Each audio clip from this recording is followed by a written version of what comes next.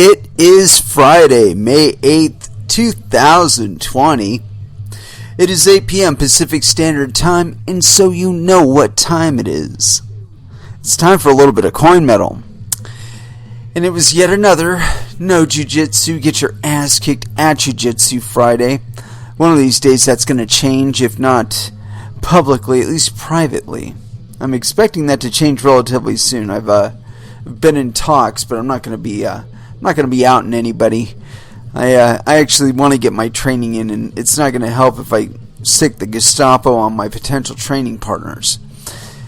But anyway, so yeah, I got a lot of work done today. Otherwise, so I mean, I had to do a lot of work on my greenhouse project, der Greenhouse, and get it all set up for this year. And it's looking like I'm on schedule, or at least within bounds that are reasonable. I'd really like to have everything done by like the beginning of June. Ultimately, that would be like my goal, you know. But whether or not I actually achieve that, that has yet to be seen. But I made quite a bit of progress today, so I think if I can get out there again nice and early like I did today and just bust it out, I think I could probably get the vast majority of what I was working on today like done, and then I can start working on other aspects of it. But like I said, I've got a couple ideas in my mind. I did some like engineering miracles with this thing. I gotta be honest. There are some portions of it, like the roof itself. It was 4 mil plastic, and I got it to support 3 feet of snow. I mean, you tell me how you can do that. Well, I did it. But I want to make it even more stable than it is. And I don't know if changing from metal joints to wood joints is going to be costing me some of the softness and flexibility that allowed the thing to stay erect during a time when it had 3 feet of snow on top of it. But I plan on making some other little adjustments to it that I think will improve the overall construction. I want to put another horizontal ray on either side of the roof, and that's just to make the cells of the roof itself a little bit smaller each. And so in the event that there is, some major snow or whatever, that each individual cell will have to support less load individually. And I think it'll be more likely to evacuate. There was some issues in the way that I'd roofed it, where I put this one type of wood over the horizontal strips, and it caught all the fucking snow in the world, even though it had little gaps in it. But I have an idea for how to resolve that. I don't expect to be experiencing it again. But yeah, so a lot of work done, and a little bit more to go, and then I'll be flipping gears on that one. It's been a weird year all the way around for me. I mean, I really anticipated being in the ground already, or at least being closer to being ready to. But trading itself, just trying to be right there when certain things happen so that I can make other things happen. Some people trade on bots, and I've never really paid any attention to it, because it seems like a lot of there was a lot of security liabilities for a short period of time. I don't know if that's ever been resolved. But it always seemed like it was trading APIs that was being, with an exchange API is really where the issues were occurring. But I don't know. I may actually get into doing it that way, because I need to be getting a lot more done with the time that I have available, and that is certainly one way that I could do so. Anyway, let's go ahead and throw down with some music. I know that was kind of short and sweet, but without these classes, I really got nothing to initially talk about, because I'm not getting my ass kicked by somebody. Anyway, let's go ahead and throw down with some music, and we are going to start with Body Count. But which song? Well, I like this one. Carnivore, First Dance, here on Coin Metal.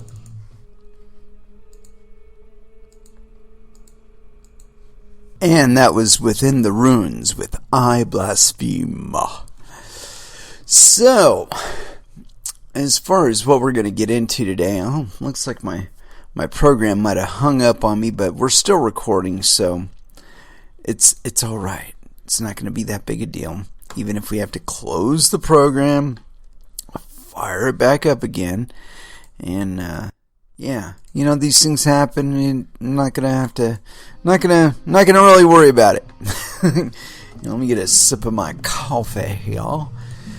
I'll tell you what, I've been having some really weird sleep habits. It's like I've taken to rolling really, really late at night and in the dark and with like minimal sensation of the outside world as possible. And I find it's a really interesting way to work out. But it is kind of annoying because it's really late. It's like I kind of do that to distance the training away from everyday life as much as I possibly can. Just because the two are not the same thing. When you're training, you want to dedicate your time and your effort and your mentality to training. Not everything else going on around you. And so minimizing the stuff that's going on around you by choosing which time you do work out, I think it's advantageous. But I was going to read this one article here, but it looks like it's fucking old. It's July 2nd, 2019, and we're just not going to do that to you. Just not going to do it.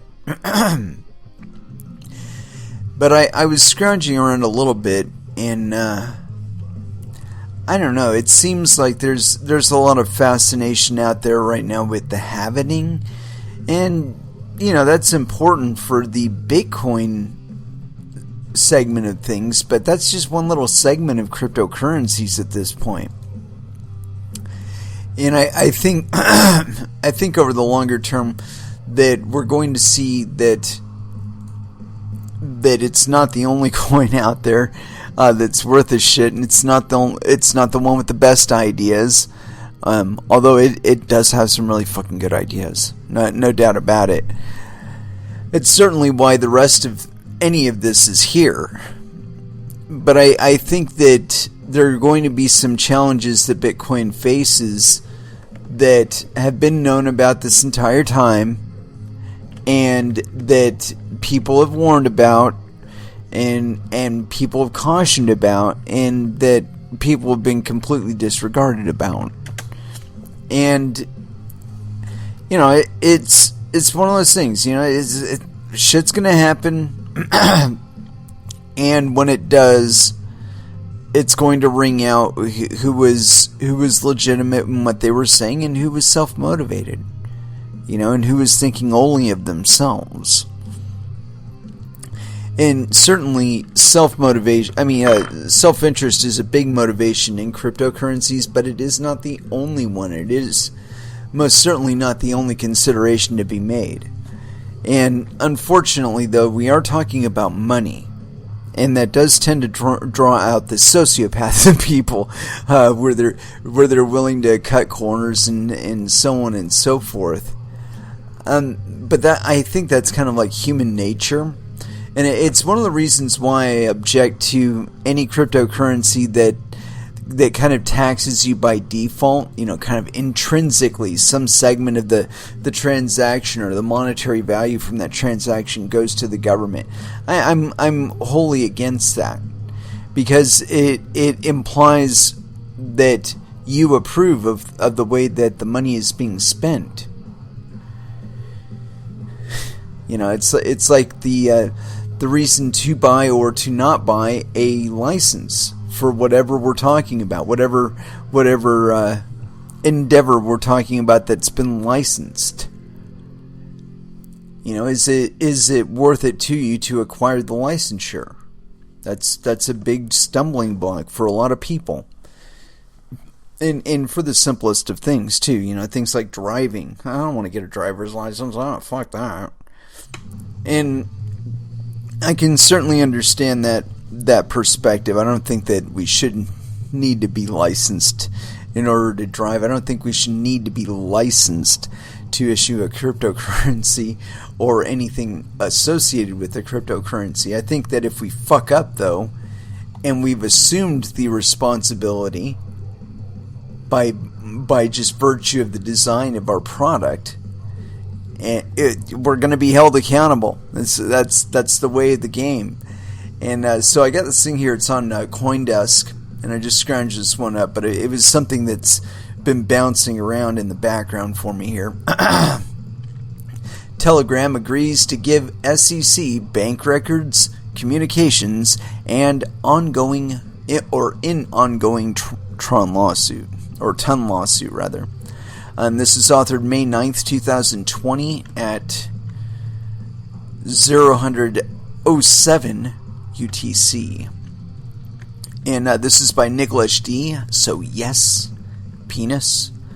Telegram is pledging to turn over communications, bank records, and other information to the Securities and Exchange Commission as part of the agency's ongoing legal fight against the messaging startup on allegations that its $1.7 billion token sale in 2018 was conducted in violation of U.S. securities law. We'll have to pull up this court filing here. According to a court filing Friday, the Telegram has agreed to turn over certain documents as part of the discovery process. Telegram will also answer questions about bank records that have already been produced. Telegram will also share information about whether it has already dispersed assets to its pre-sale customers, as well as information about assets it received from these investors if it relates to the termination of their purchase agreements. Quote, Telegram shall provide the SEC with notice of any amendments to the purchase agreements and notice of any final written agreements entered into with the initial purchasers relating to or arising out of the purchase agreements within 2 days following such amendments or final agreements, the filing said. The company will also produce its communications about the termination of its private placement agreements by May 20th, 2020. Telegram and the SEC submitted the agreement on Thursday, May 7th, and a judge signed off on Friday, according to court records. The news comes a day after Ton Labs, an independent entity, announced it was launching a fork of the Ton blockchain with its own token called FreeTon. We're going to have to look that one up too. Ton Labs' new fork is a direct response to Telegram announcing it was postponing the launch of its actual network by another year to April 2021. The messaging platform is also offered to refund investors, allowing them to either take back 72% of their initial funds immediately or to loan their funds to Telegram for a year and recoup 110%. Oh, so basically getting a loan from their initial investors. While Telegram initially said it could pay investors in grams, its planned token, it later said this was not possible. Telegram has also told U.S. investors it would be refunding them immediately, and the loan option would not be available. And we may read the full filing. Yeah. So they just went ahead with it, and they're getting kind of bit in the ass. There's only 3 pages to this thing. Let's go with it. This is the original court filing for the SEC versus Telegram Group Inc. and Ton Issuer Inc. defendants. And yeah, let's go with this thing. Let me pump this up just a tad, though. Alright.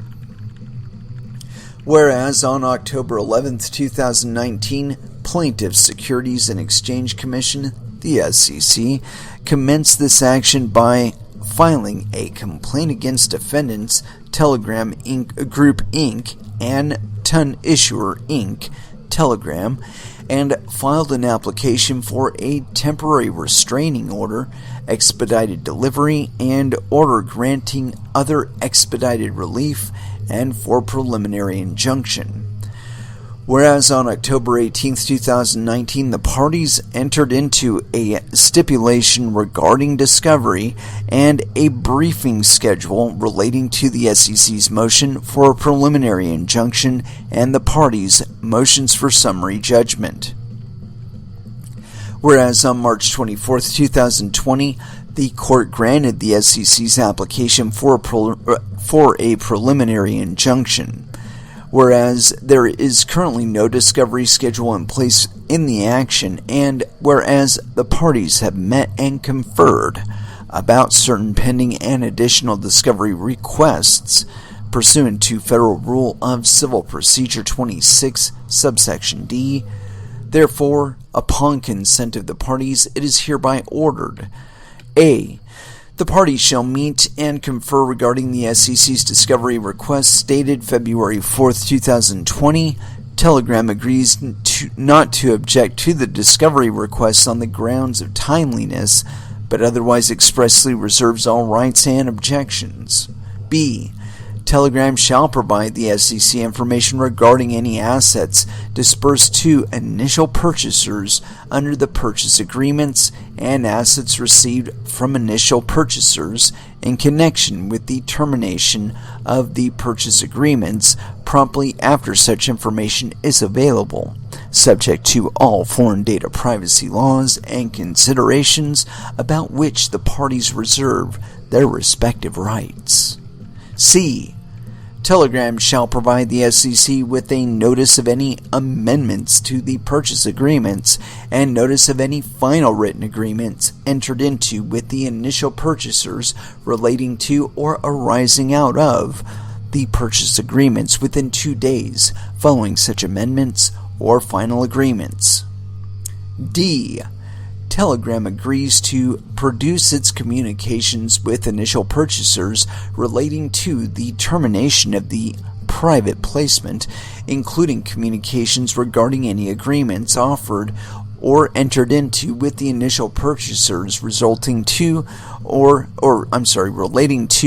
arising out of the purchase agreements as promptly as practicable and by no later than May 20th, 2020. C. Telegram shall provide to the SEC the bank records previously identified by the SEC and which Telegram has agreed to produce, and to respond to the SEC's questions about already produced bank records that the SEC has already posed. Nothing in this stipulation is meant to modify in any way the parties' obligations under the court's January 13, 2020 order. F. That was E, not C. F. The parties may engage in discovery served on third parties while reserving all rights to object to such discovery on the grounds of other than timeliness. G. For additional discovery, if any, the parties agree to meet and confer regarding a schedule to be proposed to the court.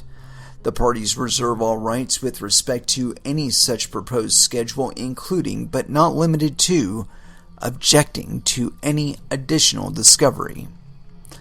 And then there's segments for them to sign. And that was the business end of this thing. Yeah, personally, I believe that the SEC is kind of out of order, especially if these funds were taken specifically in cryptocurrency, such as Ethereum. Because the transactions themselves can be documented on the blockchain. It's not something that we have to trust that it happened. We can see that it happened. Anyway, I got this other thing on it, and I kind of want to go into this because I think it's humorous. And this kind of beckons us back to the Steam It thing, where Steam was bought by, I think it was Justin's son, or one of these guys.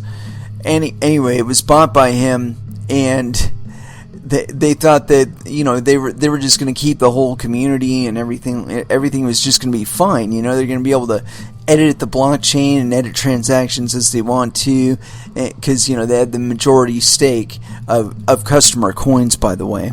But no, what ended up happening was that the people that were legitimately on the Steemit platform as contributors and holders and producers and all that, they forked. They simply forked Steam, and they went off, and now they have Hive. This is the same thing that's going to happen every single time. And I don't care which coin we're talking about either. You know, we could be talking about some centralized bunk coin, you know, some fucking CBDC. And what's going to happen? One of the central banks involved is going to notice discrepancies from the work from one of the others, or one of the others is going to get caught cheating one of the rest of them, and that'll be that. They'll fork. You know, I have two variants of the coin. You want to know which one to go with. But anyway, yeah, you know, we saw this with Ethereum. You ended up with Ethereum and Ethereum Classic because the dev group just decided, oh, hey, yeah, we're going to roll back to before our fuck up and just pretend like it didn't happen. Well, here it is happening again in Ton, or Tron, or whatever it is. Anyway, this is on Coindesk.com. Sidestepping Telegram, devs and validators launch fork of Ton blockchain. And this is authored on May 7th, 2020 at 13:32 UTC. And yeah, and this is by Anna Bedakova, so no penis. Telegram's blockchain network finally launched today, or at least a version of it. Ton Labs, a startup that helped Telegram run the test network for the Telegram Open Network, launched its own version of the blockchain Thursday with the support of the professional validators. Called Free Ton, the fork comes after the group decided not to wait until Telegram is able to clear the regulatory hurdles it faces before it can officially send Ton live. The initiative is supported by 13 validators and used code maintained by Ton Labs. During a Zoom call live streamed on YouTube, the Genesis block of the new blockchain was created, effectively marking its existence. Quote, "The network must not be censored. It must go to the world," Ton Labs CTO Mitya Goroshevsky said on the call. Damn Skippy. To distinguish itself from the original Ton project, this forked version is named Free Ton, and its tokens are called Ton Crystals, not grams, as Telegrams were dubbed. Telegram did not reply to a request for comment on the initiative by press time. Telegram was not involved in the launch, according to Alexander Folotov, CEO of Ton Labs. Quote, "It's an independent launch of the open source software," he told CoinDesk. Ton Labs is providing technical support for the code, while the team of, for now, 13 validators will be supporting the network. The code will be used under the GNU General Public License version 2. The original Ton had initially been scheduled to launch in October of 2019, but was delayed after the SEC sued the messaging app company for allegedly selling unregistered securities. An injunction to halt the project was granted by a U.S. court in February, making the second launch deadline of April 30th infeasible. Devs in. However, As the code for Ton is publicly available on GitHub, it's technically possible to launch it without Telegram's participation. Quote, "This project has its own community, its own idea, its own ideology. Not launching it would be a mistake," said Konstantin Lamashuk, head of P2P, a Cayman Islands-based blockchain startup and a free Ton validator. "It's not a mainnet, but it's not a testnet either," said Sergey Vasilichuk, founder of the Kyiv, Ukraine-based Everstake, also a validator. "We're trying to launch the alpha version, see how the software works in real life," Vasilichuk said. "The Kusama network is for Polkadot. Freeton is serving as a proving ground for the tech before it can be launched in full," he explained. Quote, "The way we see it is as a testnet that has the real distribution but might and will possibly be rolled back to the Genesis state at any time if there are vulnerabilities in the code and black hats, malicious hackers, decide to exploit them on the live chain," said Hendrik Hofstad, CEO of the Berlin-based staking startup Certus One. Currently, the 15 entities acting as validators include Everstake, P2P Berlin German-based Certus, and other professional validation as service startups that are already supporting networks like Cosmos, Loom, EOS, and Tezos. Yeah, a bunch of bullshit networks. There are also 3 cryptocurrency exchanges in the roll, according to a list of validators shared with CoinDesk, including Kiev-based Kuna, London-based CEX, and Hong Kong-based HitBTC. They won't list Ton tokens at this point and will only act as validators, Filatov told CoinDesk. Some of the validators came from the Ton Community Foundation, also supported by Ton Labs. The foundation launched its own testnet for Ton earlier this spring. However, Filatov said, quote, "TCF didn't become a truly international movement and thus didn't succeed in leading the blockchain launch. However, its members can join the new network too," he added. Quote, "There is absolutely no technical reason now for somebody to join this network, except common reason for all altcoins, to get some coins." Cryptographer Alexei Pryanishnikov, a TCF member, wrote in a chat while watching the launch livestream. From the launch, each validator will receive 380,000 Ton Crystal tokens to stake and start producing blocks for the proof-of-stake blockchain. There will be a limited supply of 5 billion tokens, as was the plan for the original Ton blockchain. Out of those, 85% will be distributed to free Ton partners and users, 10% to developers, and 5% to validators, a press release says. Quote, "We expect the Ton network to mature quickly and transition into a mainnet state over time," Hofstad said, adding that crypto exchanges will later list Ton tokens so that early participants will ultimately be rewarded. Investors out. As a fork of Ton, Free Ton will have nothing to do with Telegram's obligation to distribute tokens to investors in its $1.7 billion token sale, the participants say.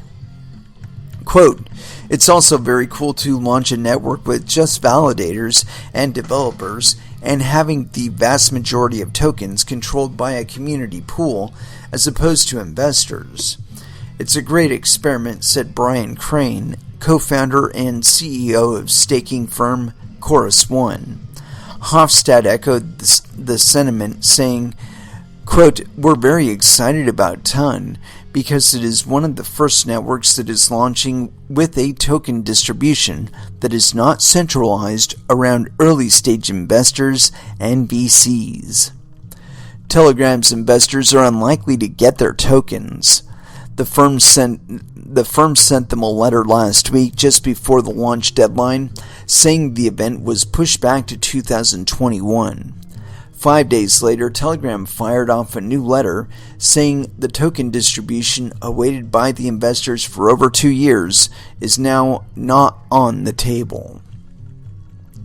Those who funded TON can opt to either take 72% of their investment back now or lend their funds to Telegram for a year to get a return of 110% in April of 2021.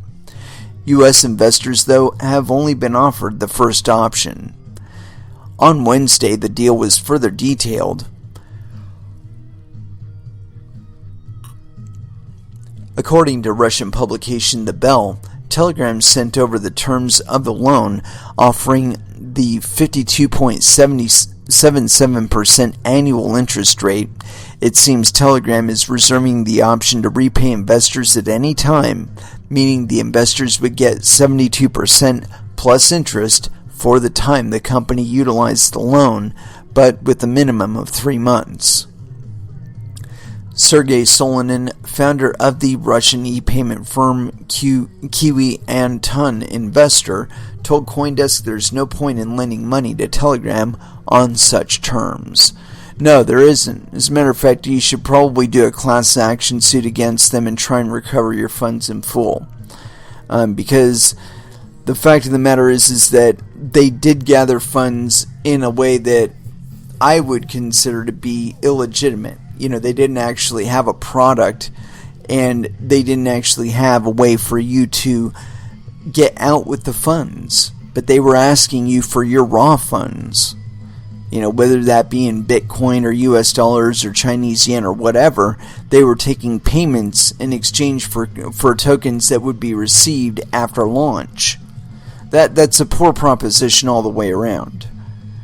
You know, and although I gotta say, I think the sidestepping thing is a bit disingenuous, because it's probably the same developers that were behind the TON project to begin with. And so basically they're taking what the investors bought and launching it on their own and distributing the tokens as they see fit. And where I see that being harmful is that over the longer term, this is going to be found out about them. And it's going to result in either them dumping all their coins first, or them having dumped. That'll probably be the event that precipitates everybody finding out exactly what happened. You know, that these developers just walked away with a significant chunk of the funds. You know, the other 37 or 38% of the funds that, you know, they're not able to, or I'm sorry, 28% of the funds that they're not able to pay back to U.S. investors. I do kind of find it funny that U.S. investors were only paid back 70% of their initial investment, right? But everybody else is promised 110%. That means that 17% is getting lost in the fucking ether. What do you want to bet it's what's funding this fucking project? You know, it's that basically they're telling all their investors to get stuffed. U.S. investors are paying $72 on the 100, you know, on the C note. And so that's $27 per C note that their investors are out. They're already promising to pay the investors that are stuck in until 2021. What, 17% of it? Or no, I'm sorry, 11% of it, or 10% of it? Yeah. You know, so this seems like a really dickly move to me. And I think that in the longer term, they're going to end up getting some sort of class action against them.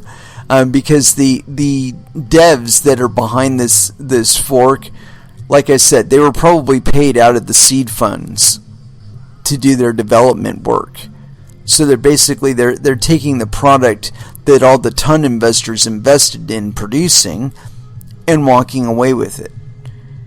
And thinking it's all neat because, it's under the fucking GPL or some version of the GPL. Fuck you. Fraud is fraud. Deceptive practices are deceptive practices. Theft is theft. And it argues the same in any court of law. Anyway, let's go ahead and throw back down with some music. But where to go? I got some Anthrax playing in the background right now. And I've been trying to get back to playing more of them. But yeah, here, Time by Anthrax, here on Coin Metal.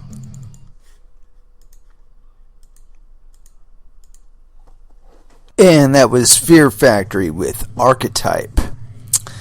And so, continuing on, I was just browsing through my spare Twitter feed and looking around to see if I could find what I wanted to continue on to. And I do have a few things that I managed to scrounge up. Let's see if I can find them. No, not that one. No, although we might go through that. The ton thing. Although I think we covered that one pretty good. Oh, let's see here. Here we go. I always track this one, and as a matter of fact, despite the fact that I missed recording it, my apologies, I did mention Venezuela on Wednesday. And so yeah, this is on Cointelegraph.com, and it's by Stephen O'Neill. Bitcoin acceptance skyrockets in Venezuela amid hyperinflation crisis. So yes, penis. Over 20,000 shops and enterprises in Venezuela will reportedly start accepting crypto by June 1st. This news was made available as part of an effort to drive crypto adoption in the hyperinflation-stricken country. Earlier today, Panama-based cryptocurrency merchant gateway startup Crypto Buyer announced a partnership with Venezuelan company Megasoft, which processes payments for thousands of local businesses via its platform called Merchant Server. The platform will now accept Bitcoin, Ether, Dash, Litecoin, Tether, and dozens of other cryptocurrencies along with fiat, thereby adopting technology on a national scale. Merchants that are paid with cryptocurrencies will have the possibility to instantly settle them to fiat or to store them for future purposes. Bitcoin wins over fiat in unstable economies. Venezuela's hyperinflation rate hit 10 million% at some point last year, making it extremely inefficient to store VES, the local sovereign currency, for longer than a day. Although inflation has since slowed, cryptocurrencies remain a much more stable medium of exchange in Caracas, local reports show. Quote, "This is the real financial inclusion," Farias said of the new partnership in an email sent to Cointelegraph, arguing that cryptocurrencies are even more convenient for everyday shopping in countries like Venezuela than foreign fiat currencies. Quote, "The use of cash like US dollars is complicated by many times not having the necessary change at the time of a purchase, forcing people to buy more products than they need, is here where the use of cryptocurrencies is much more versatile in countries where payment systems are not efficient." Farias noted that Crypto Buyer's solution has already been in use in more than 400 stores in Venezuela, including a Burger King branch in the Sambil area of Caracas. The companies will now start activating the crypto-friendly system in thousands of merchant server-affiliated businesses. Quote, "We must have most of them operational by June," Farias told Cointelegraph. When asked whether the new system supports Petro, a controversial cryptocurrency championed by Nicolas Maduro, the crypto buyer's CEO replied that it is not something they have contemplated thus far. Alright, that's the most telling fucking part of this entire article, right there. Okay, is that they have the option to integrate Petro into their system. It's their native cryptocurrency, and they're avoiding doing so. I mean, really, this is the result of trying to maintain the idea of a national cryptocurrency, but within a non-inclusive environment. You know, with regard to the Petro, if they would have allowed the planet to fucking mine it, Venezuela would be like the crypto center of the fucking universe right now. And not that they're probably not going to be that to begin with. I think they will end up being that. That these movements by governments to try and negate and control the cryptocurrency markets, I think ultimately it's going to push them out of the control of even entities like this. Crypto buyer, his time is limited. Because at some point or another, somebody's going to put an arm on him and be like, hey, yo, you got to give us a cut. Otherwise, we're going to throw regulators at you. Because you're in violation of somebody's fucking regulatory statute somewhere. And so, you know, it's like, that's one of the reasons why Bitcoin was set up the way it is. It's why fucking Satoshi Nakamoto just bailed. You know, it's one of the things that I laughed the hardest about with regard to Bitcoin is that if at any time there is a significant number of parties that feel that they were unduly injured by the way that certain entities provided development services for Bitcoin, because there are actual legal entities involved in that. If at some point enough people decide that their stewardship over the development path of Bitcoin has been injurious to Bitcoin itself and the planet at large, it'll probably be one of the biggest class action suits ever to occur. And the thing is that they will deserve it because they assumed the responsibility of the fallout of people utilizing their code. Now, of course, it is optional, right? It's fully optional, but the navigation and control of the Bitcoin network itself has been a political thing. It's become a bit of a political thing, and it's because not enough of you are actually participating at the level that you should be, which is mining. And I know that sounds really, really tough, but I think the biggest problem with Bitcoin on that aspect is that the incentive structure has been kind of abused. And it's because of this amount of control that's been allotted to Blockstream and their affiliated developers. And again, that trust, they assumed it. They're just like, you don't want another option. This is the code you want to run. This is the direction you want to go in. And the miners do decide whether or not they want to go along with that. And so if you were to be participating, and if enough of us were participating, we could definitely change that.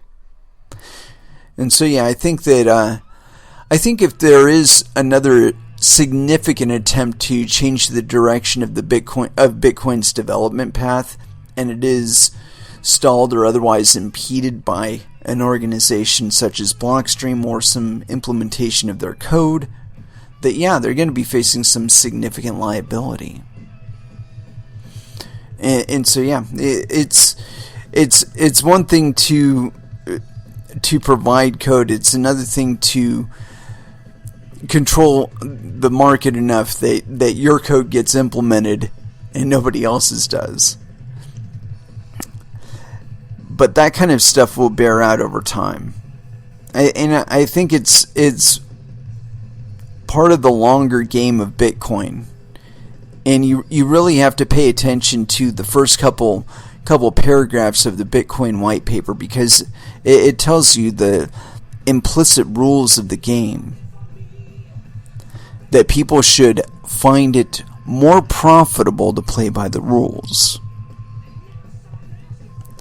And see, when that aspect of itself, of Bitcoin itself, becomes derailed, because the incentive structure otherwise has been manipulated and altered, then it changes the balance of interest involved. So take for example BSV.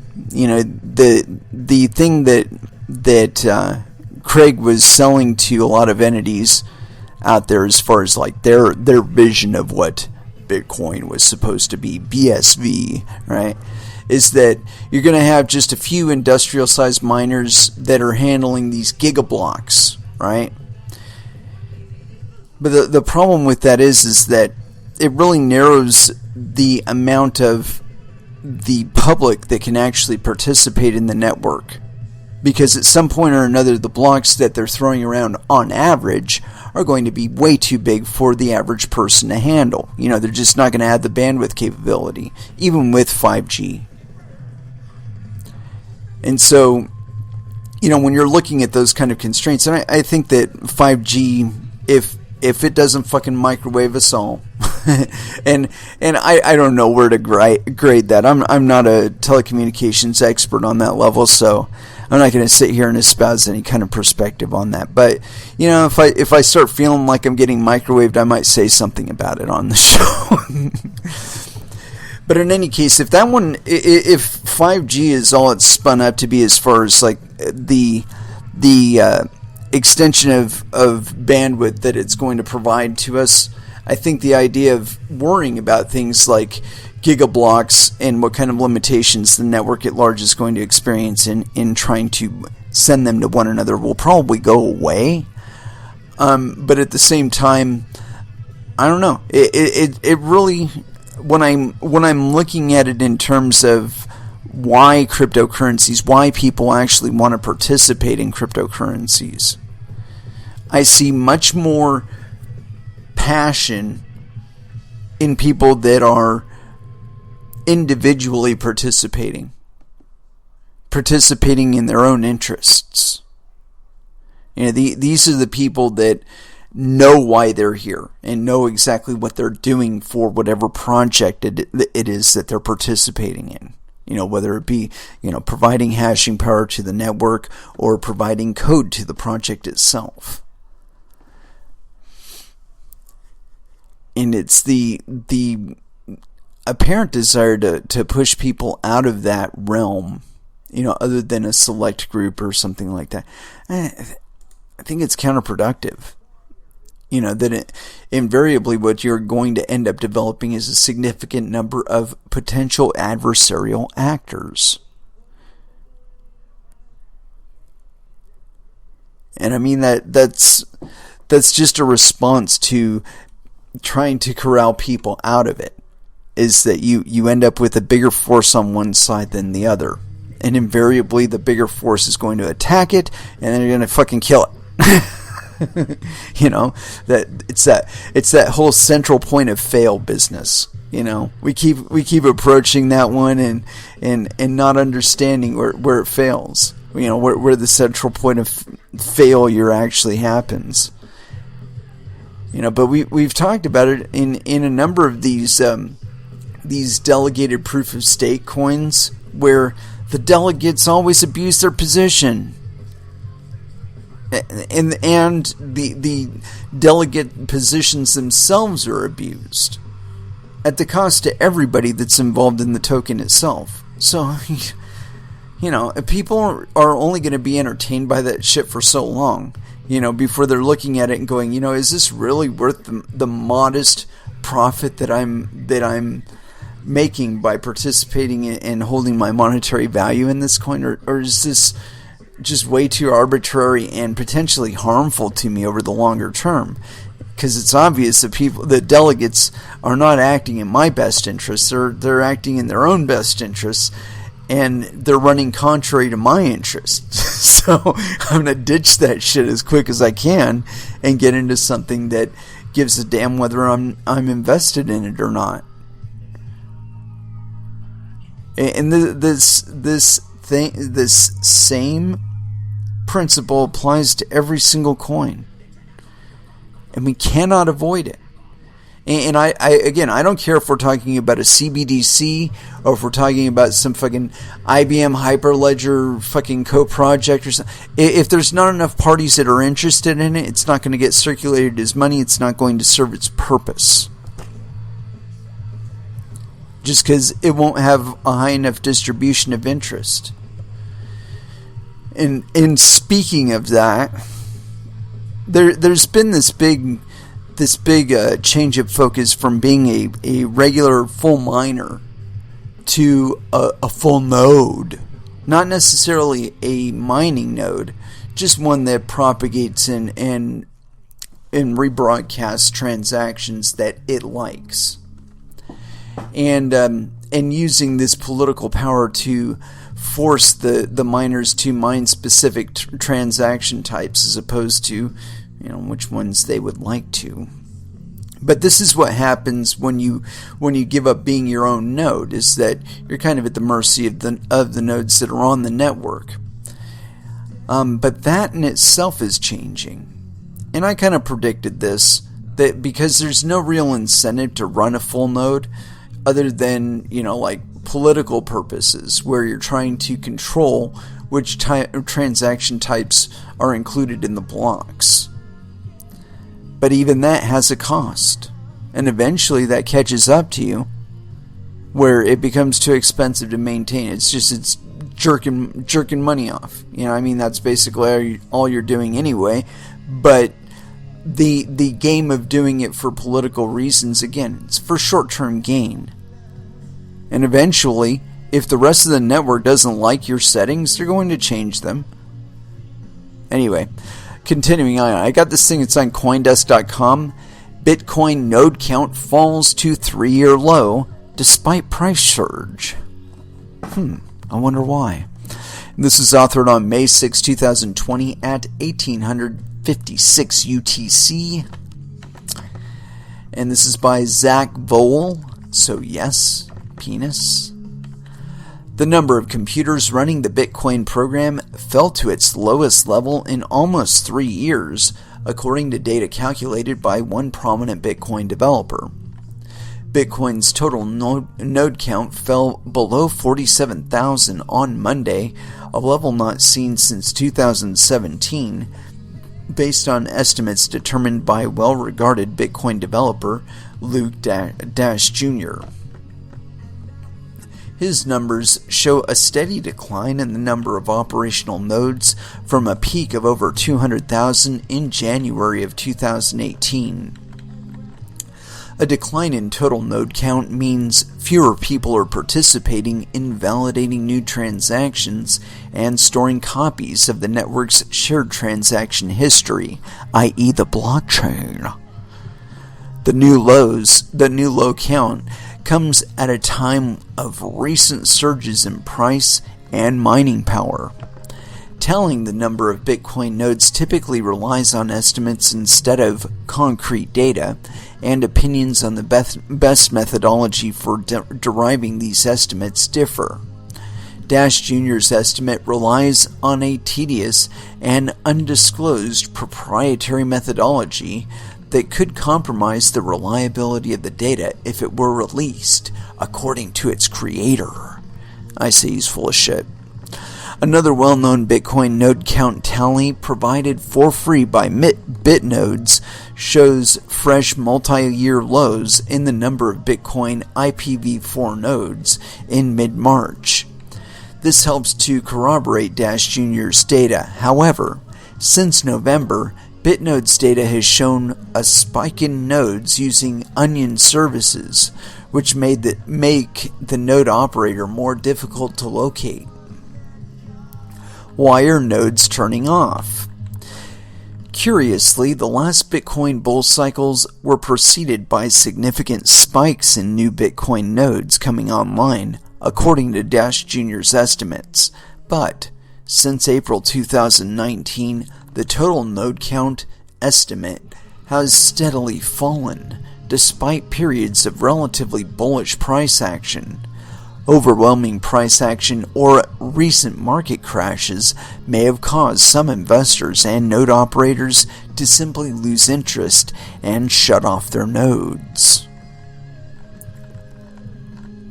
After price crashes, plenty of Bitcoin users, quote, lose interest and stop opening their wallets or running their nodes, said Jameson Lopp, CTO and co-founder of Casa, a Bitcoin storage security company. Lopp considers Bitcoin nodes that continue to run despite market behavior to be, quote, the nodes of last resort. Most people also may be shutting off their Bitcoin nodes because, for them, running the software is just too hard. According to Dash Jr., quote, running a Bitcoin node continues to get harder and harder with block sizes exceeding the rate of technological improvement. How many nodes is enough? Full Bitcoin nodes don't mine for new Bitcoins. Instead, they store individual copies of the blockchain to protect the universal ledger's accuracy, and they allow users to verify transactions issued on the network. A dropping node count might not be a problem for the network, provided that, quote, enough nodes are still operating, said Matt Corallo, full-time open-source Bitcoin developer at Square. Quote, ultimately, the raw number is unimportant. What matters are two things. Are users who transact materially with Bitcoin checking transactions against their own full node, and are there enough nodes to service chain downloads for new nodes, Corallo explained. But the definition of, quote, enough is super hard, he said.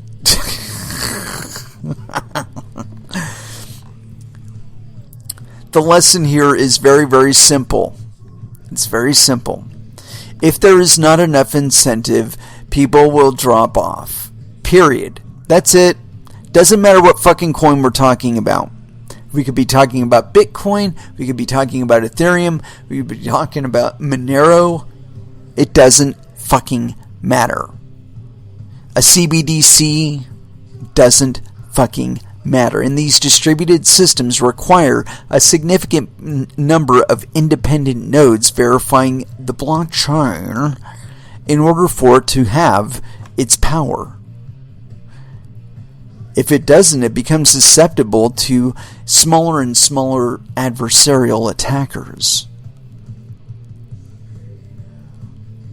And this is the problem that I see continuing to rise in Bitcoin, is this overwhelming just idea that you can just trust it, man. You can just trust it. You can do your second layer bullshit with a declining number of fucking nodes out there maintaining a viable copy of the blockchain to keep track of your transactions that initiate and terminate your payment channels. I mean, really, it's like they do not understand. You need to participate. If you're holding a significant amount of monetary value on the network, you really should be mining. And as a miner, you should also be running your own quote-unquote full node, so you have a copy of the fucking network. When I started, there was no, non-financial nodes. It was one and the same. You're a fucking miner and you're a validating node. Period. And that way you are incentivized to keep a legitimate and faithful copy of the blockchain, completely unedited. But the fewer the people that have a full copy of the blockchain, the fewer the people can actually validate those transactions and can provide, as it told you here, provide a full copy to new nodes wanting to come on. So yeah, and Bitcoin, I'll say it a million times more, it is not safe from this trial by far. It is something that these networks go through every single day. And again, it doesn't matter what the scale is. It could be talking about Bitcoin. We could be talking about, Doge. We could be talking about Verge, Lumens, Stellar, Ethereum Classic. We could be talking about any of them. If they do not have enough nodes, an adversarial attacker will have a cheaper and cheaper attack time to harvest the coins for themselves, to 51% attack these networks. So yeah, if it's in your interest that these projects survive and prosper, you might want to fire up a few miners. Anyway, let's go ahead and throw back down with some music. And I haven't been opening these music breaks with Red Fang very much, and I think it's that time. Blood Like Cream, here on Coin Metal.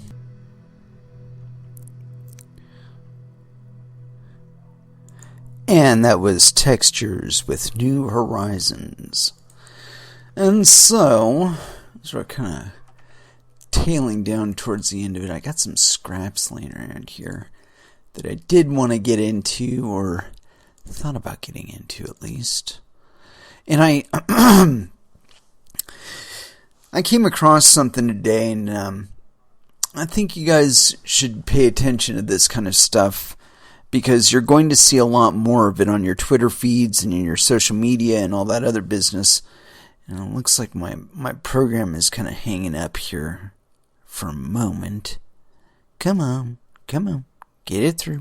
Let's go. Yeah, it's been goofing on me today. Oh well, I'll just close it out, sign it back in again, because that's what I'm going to do. Connect. Bam. No problemo. I'll mystify that a little bit. There we go. Alright, so, like I was saying, you're going to see more scams and more scams and more scams as we get deeper and deeper into the crypto adoption thing. See, I foresee that there's going to be a growing amount of interest in cryptocurrencies because a lot more of you are going to have to work from home. What I think that's really interesting that I foresee is that the lines that we draw for, like, what we consider money, that's going to change vastly. And I think that the currencies that we can involve ourselves in are going to win out. But I think that you got to keep an eye out, because you're going to be, like I said, you're going to continue to see a growing number of people that are trying to abuse your trust or your naivety or your inexperience or just your hope for some profit in the cryptocurrency space. And one of the ways they do that is through birthing new coins. And so when you're reviewing the materials of a new coin that you've never heard of before, it helps to go to their source material. So, like, if they have a web page, if they don't have a web page, just don't even fucking bother. Just move along, okay? If all they have is like some mention in a Reddit page or some shit, forget about it. If they have a web page, if they have a white paper, if they have product, these are your first three criteria to be watching out for. And specifically, do they have something that's functional? All right. And so, like, when you're reviewing their materials, I got this thing, it's called Naga Coin. I'm on naga.com/coin. And I caught on to this. I guess this has been recently added to Bittrex.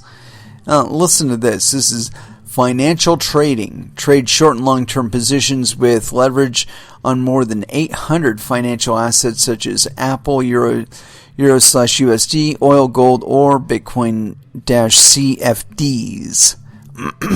Copy and get copied thanks to Naga's unique copy trading system. Enjoy a personalized news feed powered by 600,000 user community. Set up your crypto-based trading accounts and realize your profits in Bitcoin, Ethereum, USDT, or NGC. Sign up for free. Super fast deposits and withdrawals. Okay, so like it really sounds kind of interesting. But I'm looking at the thing here. Let's see. Its current market cap is 1.5 million, and its ticker is NGC. I guess it's worth about 2 cents right now. And I'm not going to check it out on CoinMarketCap.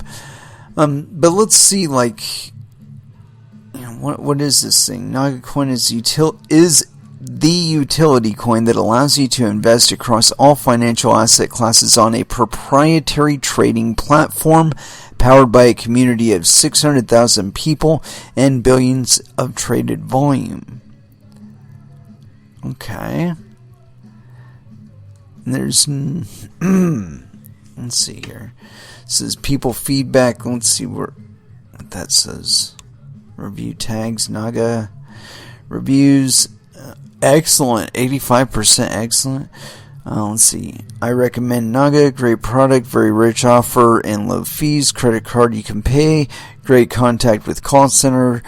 Veronica is the best. 5 out of 5. Okay. Yeah. Wonderful. Let's see. Next one is... I'm reading through the reviews on this Trustpilot.com. I've never heard of Trustpilot.com, so I couldn't tell you what the fuck. Anyway, it's got a 4.5 star rating on this website. Anyway, the next one says, excellent customer service. Thank you for your help and support, especially Veronica. Thank you. So that's two separate reviews by 2 different people referring to the same customer service agent. Interesting. Maybe they only have one.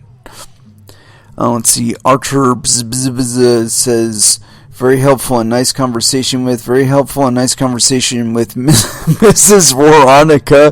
I found out everything I needed. Thank you for your help. That's 3 mentions of Veronica. And this is a 5-star review. Okay, so it looks like somebody is star stuffing here.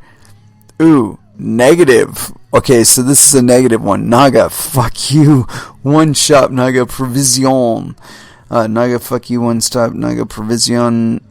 Minus 0.03 BTC and blocking around in Naga card.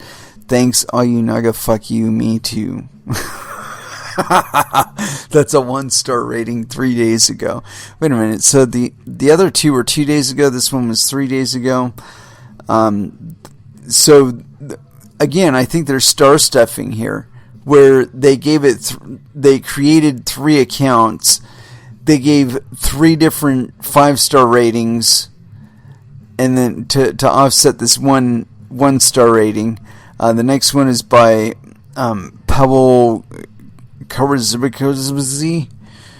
Let's see, nicely, quickly, and specifically for me, it's most important, and your support do it well. And reply from Naga is, thank you for your kind words. Let's see, Joanna says, copy trading. I had been using copy trading for 3 years now, and recently joined Naga, even though my copy trading account at Zulu for me works fine for Forex. Naga provides my index and stock tradings. Good job. Okay. And that was from Joanna. That was on April 29th, 2020, 5-star rating. Let's see. Naga reported this review for breaching of Trustpilot guidelines. We currently assessing and review this accordance, and it won't let us see that review.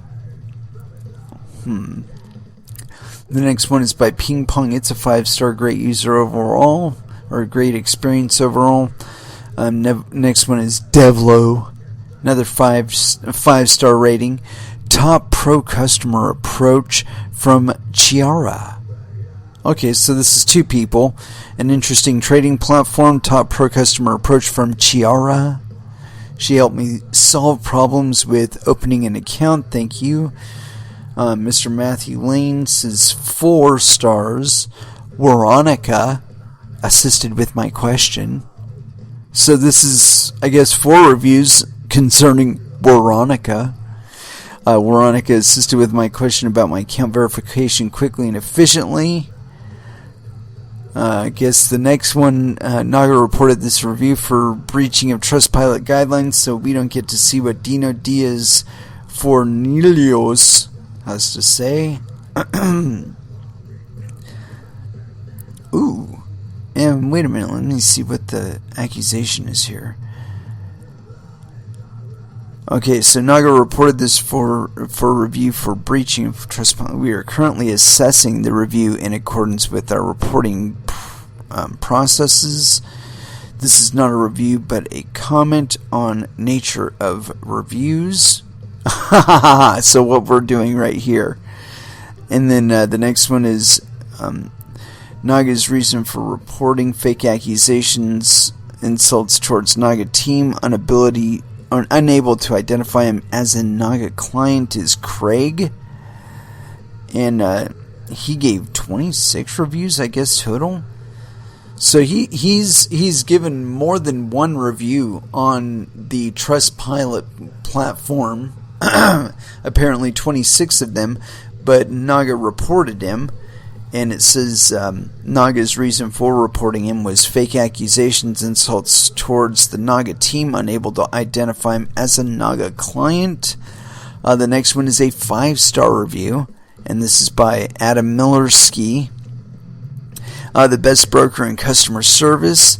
The best broker in customer service ever. Yeah, wonderful. Massimo Dompi says, Veronica helped me a lot. Veronica helped me a lot. She is very professional and courtesy. And this person has given 1 review, and it's a 5-star review. The next one is by Louis Perelra, and he's given 1 review, and it's a 5-star review. Helps me solving the problems every time. Was direct to the point and very nice. Helped me. The next one is a guy that's given 1 review. That's Bartek. Everything works properly. Fast and reliable support. I can recommend them for everyone who wants to start savings or start investings. The next one is by Dashwood Kowalski. He's written 1 review. Has given a 4-star rating. Says this can be a great ecosystem for. This can be a great ecosystem for investors. However, it still requires technical refinement. In other words, it doesn't work worth a shit. The next one is John. He's given 2 reviews in his entire life. 5-star rating. Great support team. The next one is by let's see what time we got. Yeah, we got time to continue this. The next one is by Shalomir Mocha. He's given 1 review, a 4-star review. Good conversation with support. Good conversation with support. Bad investors. In other words, they lost my money. The next one is by Osman Kudsi. He's given 3 reviews. This one, 4 stars. Trustworthy people. For a trading company where you put your hard-earned money, it's important to get excellent customer service and account management to feel your money is in safe hands. Naga's CS team are top-notch, living up to the expectation. Respect. P.S. Giving 4 stars because I have to experience the rest of the platform. So far, all looks straightforward and easy. Let's go to the next page. Let's see here. Next one is by MacLedge. So, Eastern European, probably. 1 review. Instant support. Roxana helped me a few minutes after I sent my inquiry. Great support.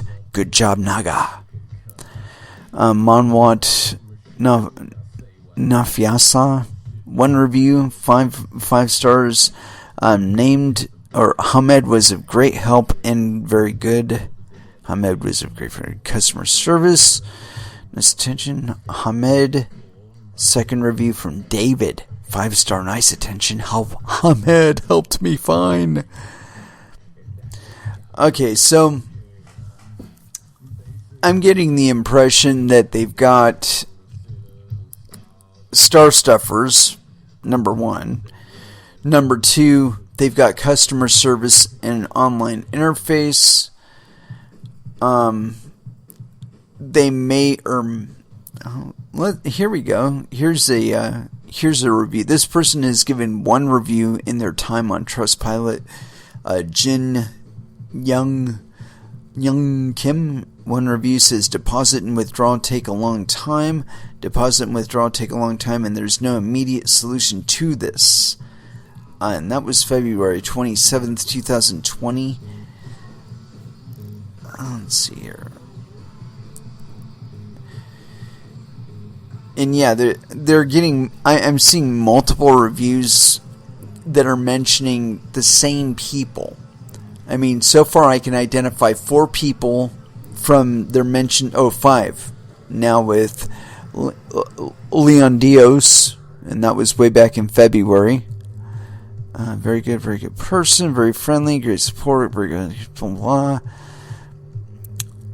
Let's see here. I was very helpful, good support, great treat, excellent, best trading. I'm just looking at all the reviews here, and to me, most of these people have given 1 review, and most of the reviews are pertaining to customer service and support. I'm not seeing a lot of mentions of like profit or anything like that. Sometimes it's taking more than a day to transfer from wallet to exchange, even if the sum is less than equivalent of $100. Otherwise, I like Naga. And that was by Mercia. 1 review. Yeah, most of these people have given very few reviews, and most of them are pertaining to support. And so far, I think I've identified a total number of 5 customer service individuals that have been handling calls and support for these people. Let's see.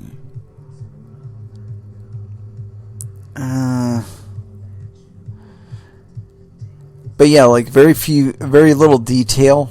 So, it gives you the impression that they'd create an account, give it a 5-star rating, and maybe even just disassociate with the account and leave the account live on this Trustpilot website. And so yeah, star stuffing. And, trying to pump up their reviews. And so I would rate this as a scam. Because the smell that they're giving off, I mean, it doesn't cost you anything to sit here and create a bunch of bullshit accounts and just star stuff them. Oh yeah, Nog is wonderful. Nog is wonderful. Nog is wonderful. Great support. Great support. Like I said, I've identified a total. If those were legitimate contacts, they were talking about 5 individuals handling their customer support, and they're marshaling a market cap of $1.5 million according to CoinMarketCap. So $1.5 million is a customer service agency, or like 5 customer service agents. And again, given the duration of time, it's in all likelihood that they had 1 customer service agent at each time.